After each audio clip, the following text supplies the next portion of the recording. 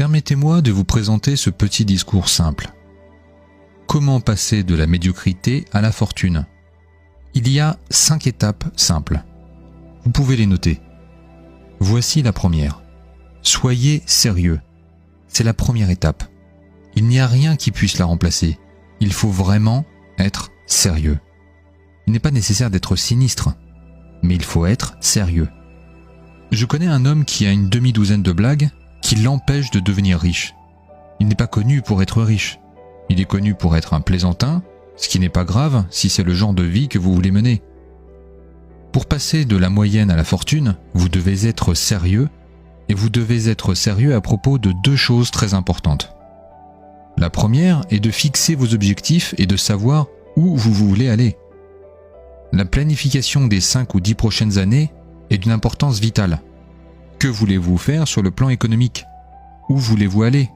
Que voulez-vous devenir? Qu'aimeriez-vous avoir? Que voulez-vous partager? Combien aimeriez-vous gagner? Jusqu'où voulez-vous aller? Ce sont là quelques questions importantes à poser, et pour que tout cela fonctionne comme vous le souhaitez pour les 5 ou 10 prochaines années, à mon avis personnel, vous devez être sérieux. Ensuite, il faut se pencher sérieusement sur un autre sujet important. Et ce sujet important s'appelle le développement personnel. Le développement personnel, c'est s'efforcer de devenir le genre de personne que l'on veut être. Et pour devenir le genre de personne que l'on veut être, il est nécessaire de travailler à cela. Il faut y travailler. Dans 10 ans, vous deviendrez sûrement quelqu'un. La grande question est de savoir que devenez-vous. Et si vous vous y mettez dès maintenant, il est certain qu'en très peu de temps, vous pouvez prendre une nouvelle direction pour devenir le genre de personne que vous voulez être. Il y a une question très importante à se poser, et cette question c'est, dans 10 ans, vous arriverez sûrement quelque part. Et la question est, où? Pour répondre à la question de savoir où vous voulez arriver et quel genre de personne vous voulez être, vous devez être sérieux. C'est donc le premier point pour rendre votre vie intéressante et unique.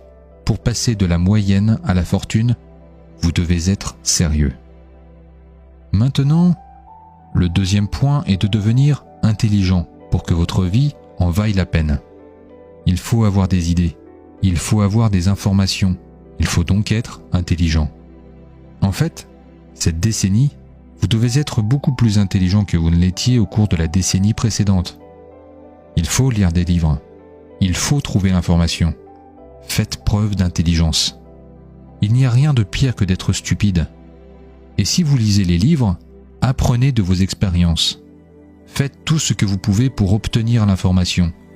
Il est certain que vous serez plus sage cette année que vous ne l'étiez l'année dernière. Et j'ai quelques techniques que j'enseigne à mon séminaire pour devenir plus intelligent.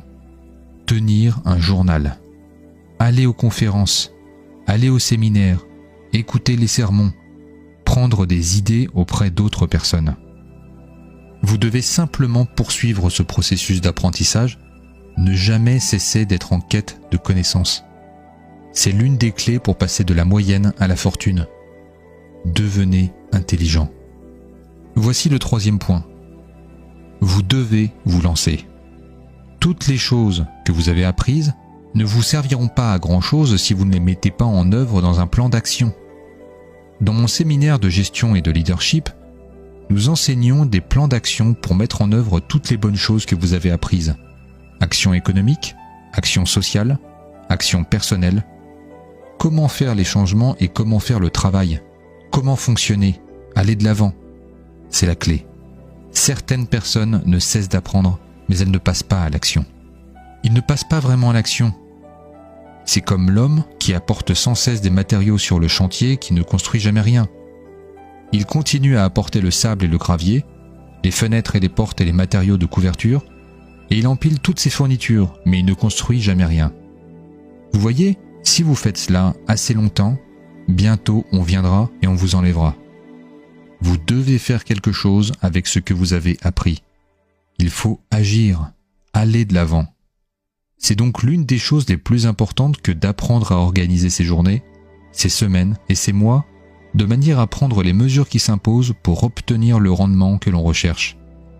Que ce soit sur le plan économique ou personnel. Lancez-vous, C'est une clé essentielle. Voici le 4e point. Vous devez être enthousiaste, et pas seulement le faux enthousiaste de la pensée pure et positive. Vous devez vous enthousiasmer pour les choses très fondamentales. Tout d'abord, il faut s'enthousiasmer pour sa capacité à se forcer à faire les choses nécessaires, car la discipline, c'est la première étape importante vers le progrès personnel. Et chaque fois qu'une personne le souhaite, elle peut apporter des changements majeurs dans sa vie personnelle, sociale et financière. Il n'est pas obligé d'être toujours le même à partir d'aujourd'hui. On ne sait jamais ce que l'on pourrait faire aujourd'hui si on le souhaitait vraiment. L'acte de meurtre montre clairement qu'une personne peut, par un acte radical, changer à jamais le cours de sa vie.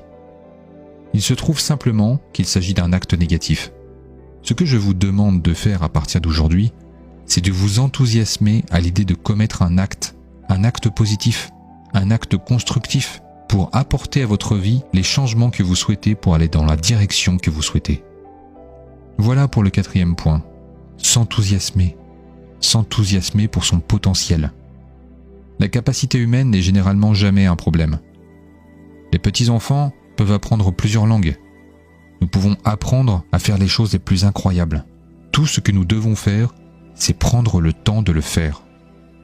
Ce n'est pas une question de capacité, c'est une question de jugement, c'est une question de passion, c'est une question de volonté et c'est une question de vouloir en faire assez. Il est donc très excitant de savoir que l'on peut changer sa vie chaque jour que l'on souhaite. Chaque jour que vous choisissez, vous pouvez apporter des changements majeurs. On n'est plus jamais obligé d'être le même.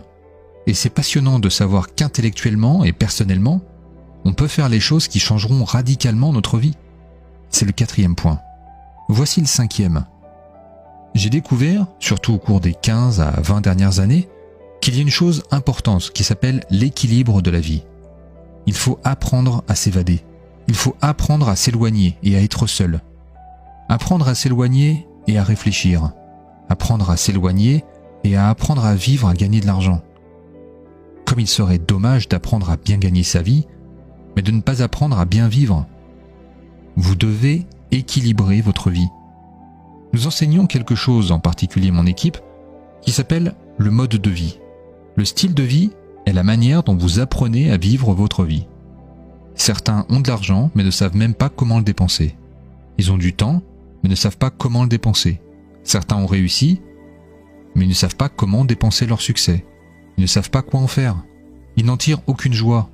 Ils en retirent plutôt de l'animosité. Un père prend 5 $, les écrase et les jette à son fils en lui disant « Si tu en as tant besoin, prends-les ». Il s'agit des mêmes 5 $, mais au lieu de les distribuer avec joie, il les distribue avec animosité. Ensuite, il faut prendre le temps de cultiver de bons amis. Il faut prendre le temps d'être avec sa famille. Vous devez prendre le temps d'être avec les personnes qui sont importantes pour vous. Concevez votre vie en tenant compte de ces aspects. Éloignez-vous. Prenez le temps de réfléchir à votre vie, de recharger vos batteries, de vous épanouir loin de votre entreprise. Lorsque vous reviendrez à votre entreprise, après avoir pris le temps d'équilibrer votre vie, vous constaterez que le travail, l'activité de votre entreprise se déroulera beaucoup mieux. Comprendre sa propre valeur est le début du progrès. Quelle est votre valeur ? Que pourriez-vous faire si vous aviez toutes les compétences nécessaires ? Si vous prenez des cours supplémentaires et que vous restez éveillé jusqu'à minuit, que pourriez-vous faire ? C'est l'un des meilleurs exercices. Que pourrais-je devenir en termes de valeur ? Que pourrais-je vraiment faire sur le marché ? Que pourrais-je vraiment faire pour mon entreprise, pour ma famille, pour ma communauté ? Quelle valeur pourrais-je acquérir ? Ai-je assez de valeur pour travailler sur ce qui ne fonctionne pas encore à plein régime dans ma vie ? Si je fonctionne à 20%, que pourrais-je faire des 80% restants ? Est-ce que je les ai en termes de connaissances, de valeur et d'expérience ? Une fois que vous commencez à comprendre cette partie de vous qui comprend à quel point vous avez de la valeur, c'est une toute nouvelle expérience. L'attitude joue un rôle majeur dans la façon dont votre vie se déroule. Nous nous améliorons tous pour l'une des 2 raisons suivantes, l'inspiration ou le désespoir. L'inspiration ou le désespoir. Quoi qu'il en soit, il faut que vous fassiez des efforts, que vous lisiez plus, que vous vous fixiez des objectifs et que vous vous lanciez. L'illusion, c'est de se dire que si seulement j'avais un meilleur travail, je me donnerais à fond. C'est de l'illusion. Où que vous soyez, quoi que vous fassiez, donnez-vous à fond. Ensuite, vous devez en finir avec la maladie suivante qui est l'indécision. C'est une paralysie mentale. On n'arrive pas à se décider et ça devient une maladie. Une vie pleine d'aventures est une vie pleine de décisions. Il y a beaucoup de choses en lesquelles croire. L'une des plus importantes est la confiance en soi, la croyance en soi. Comme le dit si bien Jim Rohn, la compréhension de la valeur personnelle est le début du progrès.